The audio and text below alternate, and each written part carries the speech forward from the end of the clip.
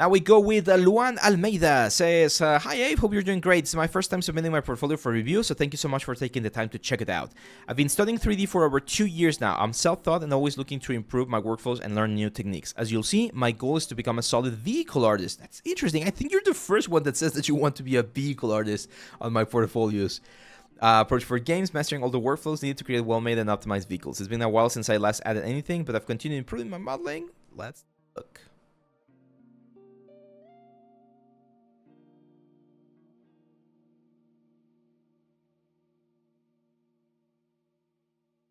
Second.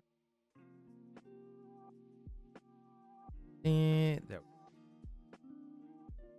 Okay, let's take a look at Luan Almeida. Okay, nice. We got a couple of vehicles right here. We got the BMW 4 Series.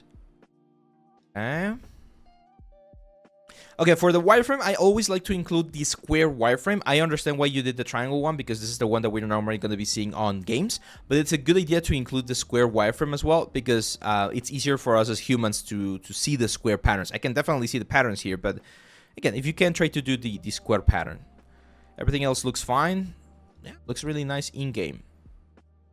Ford Maverick, there you go. Yep. Really nice one.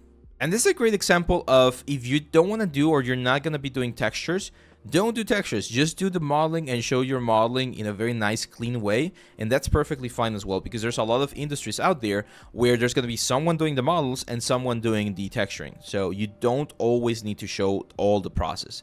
But then you do show the process, which is great because the textures look amazing, man. Really clean job here. Really nice. Really, really nice. Love it. I think the interior could improve a little bit. I haven't seen the interior of a Ford Maverick, but it does look a little bit, I don't know, bland in comparison to the outside.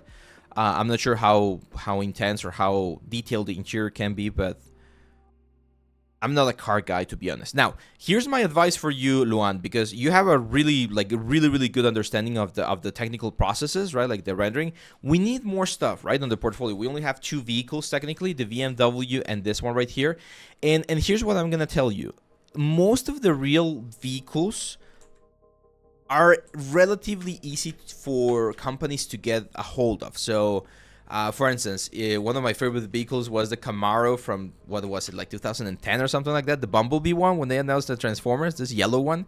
If I want to, I can get the 3D model very, very quickly in TurboSquid or in Sketchfab or in a lot of these ones. And it's going to be done like really, really good. Like even this one right here, free. Oh, that one's deleted.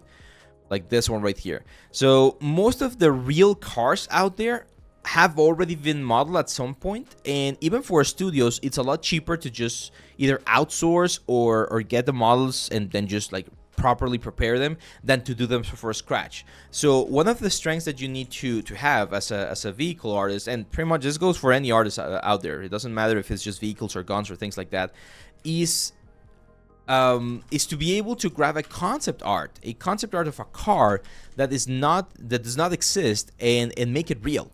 Right? So it's more valuable as a recruiter to see someone that can take something really intense like this car right here and do their own version of it, rather than doing another classical car that is already out there on the internet, right?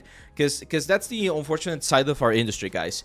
Everything is profit based, right? Like at least in big products and big clients, a lot of the stuff is profit based. So if I have a movie or I have a video game and the character on the video game is driving a very classical car, right? Like let's say he's doing like a Beetle Volkswagen, right?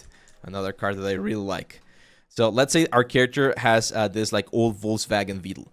So I need to always ask myself the question as a studio or as a producer: is it cheaper for me to hire a 3D modeler to model the car the way I need it, or is it cheaper for me to buy a 3D model that's already out there? And there's some 3D models that might cost me, I don't know, like a couple of $1,000s, but that might be cheaper than hiring a car modeler that's just going to do this, right?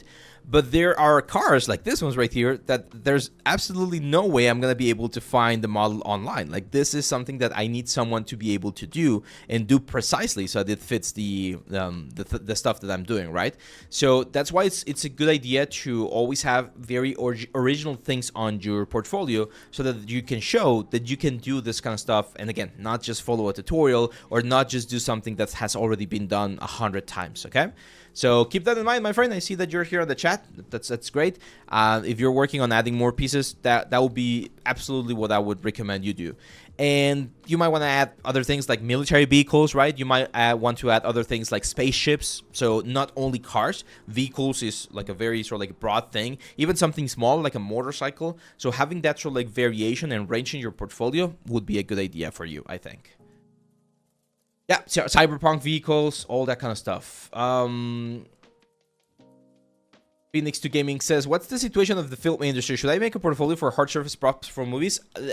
From what I've seen and read online, unfortunately, the film industry is suffering a little bit more than the games industry. Like, the games industry is a little bit more stable. And the film industry is definitely becoming a little bit more complicated. A lot of the work for the film industry is being outsourced. So if you're in China, if you're in India, if you're in some countries in Europe, you might be a little bit luckier because most of the work is moving there because it's a little bit cheaper than in the US, in Canada. Props and hard surface are definitely something that's going to be needed for the stuff for film, but I would recommend doing a little bit more research, man, because I really don't know the current state of the film industry, again, in the US or Canada, for instance. I know a lot of studios have been closing, unfortunately.